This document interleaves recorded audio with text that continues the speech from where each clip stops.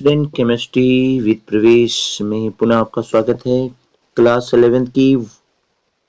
11th की one more topic मैं आपके सामने लेके आया हूँ और इसका कहीं ना कहीं इम्पोर्टेंस आपके क्लास 12th में भी होता है और ये है इंडक्टिव इफेक्ट और क्या है रेजोनेंस इफेक्ट। इस कॉन्सेप्ट का क्लियर होना बहुत ज़रूरी होता है।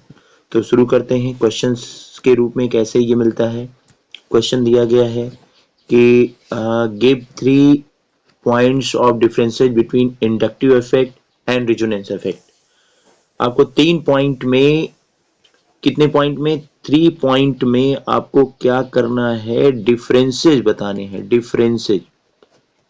डिफरेंसेस बताने हैं। 3 पॉइंट में कैसे डिफरेंस बताएंगे, तो इससे पहले आपका कॉन्सेप्ट भी क्लियर होना चाहिए। कॉन्सेप्ट जो इंडक्टिव इफेक्ट जिसको हम आई से डिनोट करते हैं और रेजोनेंस इफेक्ट जिसको हम आर से डिनोट करते हैं, इससे जुड़े हुए कॉन्सेप्ट क्लियर होने चाहिए। तो आगे बढ़ते हैं। इंडक्टिव इफेक्ट क्या होता है? देखिए, अगर देखा जाए तो ये कहा जाता है कि एक परमानेंट इफेक्ट है जो किस कारण से उत्पन्न होता है। एक परमानेंट इफेक्ट है जो किस कारण से इफेक्ट उत्पन्न होता है कि जब भी कोई इलेक्ट्रॉन विथड्राइंग ग्रुप यानी इलेक्ट्रोनेगेटिव एटम किसी भी कार्बन चेन में किसी एंड पर जुड़ा होता है, अटैच्ड होता है, जैसे हैलोजन जुड़ा हुआ है, तो ये इंडक्टिव इफेक्ट देखने को मिलता है। यहाँ देखिए किया क्या गया है, कार्बन 1, कार्बन 2, कार्बन 3, कार्बन 4। वैसे इसकी नंबरिंग हम इधर से ना करके इसकी नंबरिंग हम राइट साइड से शुरू करें तो कार्बन 1, कार्बन 2, कार्बन 3, कार्बन 4। ये 4 कार्बन है और 4 कार्बन की एक चेन है जिसमें आपका एक हैलोजन।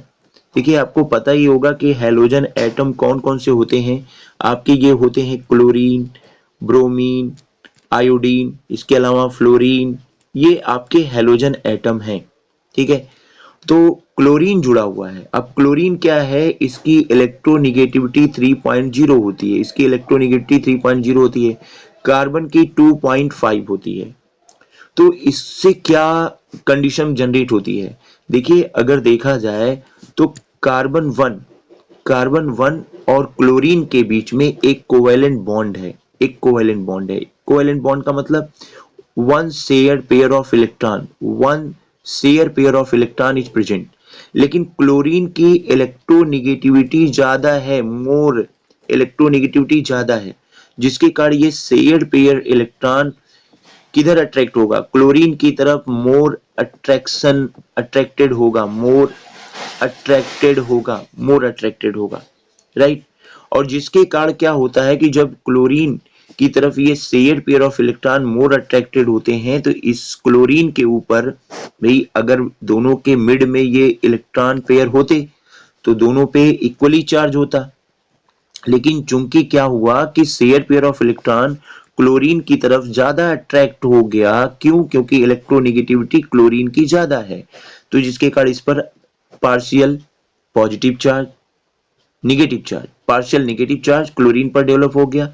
और जब कार्बन का अपना इलेक्ट्रॉन उससे कुछ दूर चला गया तो इसके कारण इस कार्बन पर पार्शियल पॉजिटिव चार्ज डेवलप हो गया। ये हम बात कर रहे हैं C1 पर।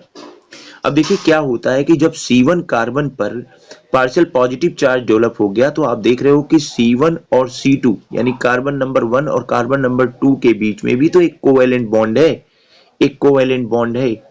तो कार्बन आपका ये दिख रहा है, कार्बन 1 और कार्बन 2 के बीच में कोवेलेंट बॉन्ड है।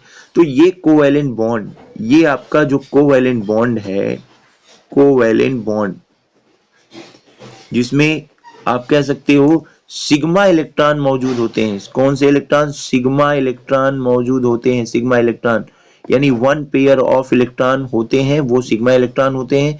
तो ये कार्बन 1 की तरफ ज्यादा अट्रैक्टेड होते हैं, इस कार्बन की तरफ अट्रैक्ट ज्यादा हो जाते हैं, तो जिसके कारण कार्बन 2 पर पार्शियल पॉजिटिव चार्ज डेवलप हो जाता है।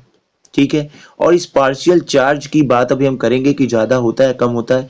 फिर हम कार्बन नंबर 3 पर आए तो कार्बन 2 और 3 में के बीच में भी एक कोवेलेंट बॉन्ड है, यानी one share pair of electron मौजूद है। तो पार्शियल चार्ज के कारण ये शेयर पेयर ऑफ इलेक्ट्रॉन यानी सिग्मा इलेक्ट्रॉन कार्बन 2 की तरफ अट्रैक्ट हो जाते हैं।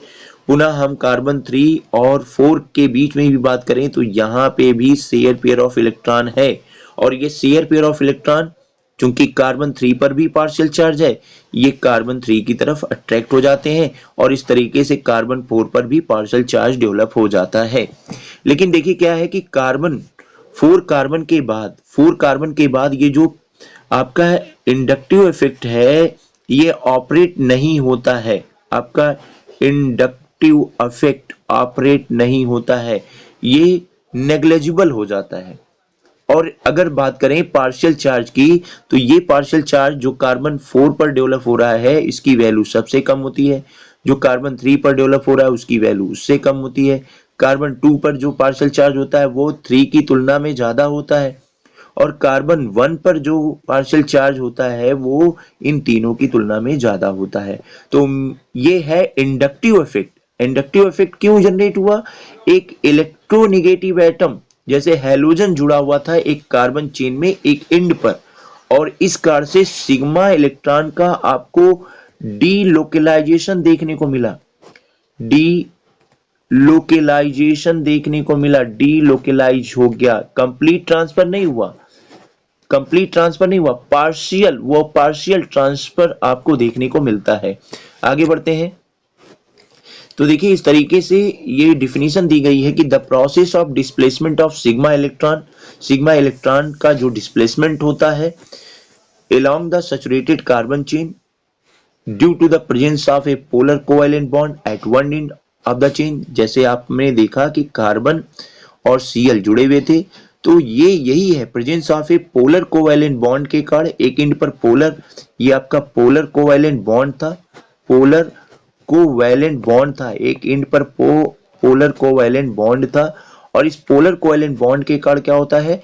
डिस्प्लेसमेंट होता है सिग्मा इलेक्ट्रॉन का, और इसी प्रोसेस को हम क्या कहते हैं? इसी प्रोसेस को हम कहते हैं इंडक्टिव इफेक्ट, जिसको आई इफेक्ट से डिनोट किया जाता है। आगे बढ़े, आगे ये होता है कि टाइप्स ऑफ इंडक्टिव इफेक्ट की बात करें तो टाइप्स ऑफ इंडक्टिव इफेक्ट दो होते हैं, एक तो होता है आपका माइनस आई और दूसरा होता है प्लस आई। देखिए जो अगर इलेक्ट्रॉन विदड्राइंग ग्रुप अटैच है वन एंड पर, जैसे आपका जिसकी इलेक्ट्रोनेगेटिविटी एक्चुअल में जिसकी इलेक्ट्रोनेगेटिविटी क्या होती है? इलेक्ट्रोनेगेटिविटी की बात हो रही है, इलेक्ट्रोनेगेटिविटी किससे ज्यादा होती है? मोर देन हाइड्रोजन से ज्यादा होती है, तो वो माइनस आई इफेक्ट जनरेट करते हैं, यानी सिग्मा इलेक्ट्रॉन क्या होता है? उनकी तरफ अट्रैक्ट होता है, जिसमें आपको एक दिया गया है, वो क्या दिया गया? जैसे आपका ये नाइट्राइट है, साइनाइड है, एक ऑर्डर दिया गया है कि सबसे ज्यादा माइनस आई इफेक्ट NO2 के द्वारा, उसके बाद CN के द्वारा, फिर आपका कार्बोक्सिल के द्वारा, फिर फ्लोराइड के द्वारा, क्लोरीन के द्वारा, ब्रोमीन के द्वारा, आयोडीन के द्वारा, हाइड्रोक्सिल के द्वारा, मेथॉक्सी के द्वारा, फिनाइल के द्वारा, और सबसे कम इंडक्टिव इफेक्ट आपका जनरेट होता है हाइड्रोजन के द्वारा।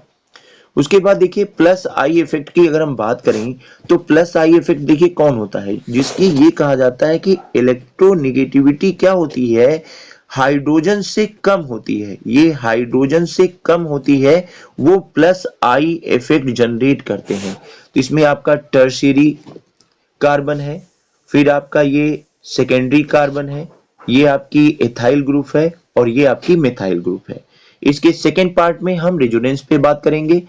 वीडियो अच्छा लगे तो लाइक शेयर कीजिए, और सब्सक्राइब नहीं किया है तो सब्सक्राइब कर लीजिए। धन्यवाद।